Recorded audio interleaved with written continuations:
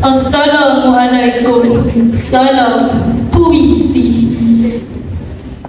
Adab menginari jalan ilmu. Karya Rokiah Putih. Dengan nama Allah yang maha bijaksana, ilmu itu nur, petunjuk dari Allah.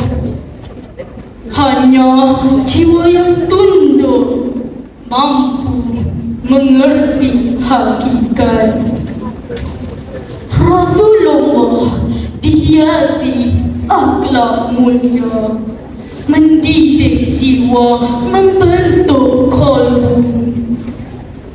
Imam Syafi'i menunduk saat bersama dengan guru, menjaga mata, lisan dan adab seluruh tubuhnya. Adab itu asas ilmu yang suci. Tinggilah darjat si alim yang tawaduk, rendah hatinya tinggi di sisi Rabbul Jalil. Guru bukan sekadar penyampai kata, mereka pewaris cahaya anbiya. Dengan adab kita mendekat rahmat, dengan hormat kita berilmu jadi berkat. Lihatlah Imam Syafi'i yang tawaduk menadah kitab dengan penuh adab, mendahului adab, menyusul ilmu berkat. Adab menginari jalan yang jauh, jadi pelita dalam kelam ilmu.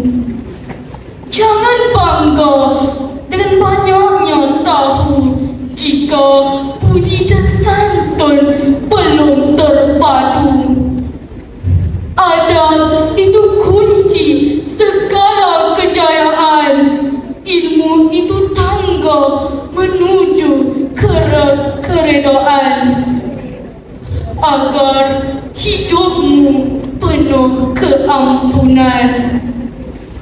Wahai penuntut di jalan Tuhan, pakaikan dirimu dengan adab, niatkan ilmu kerana Allah semata, agar adab dan ilmu seiring kecemerlangan.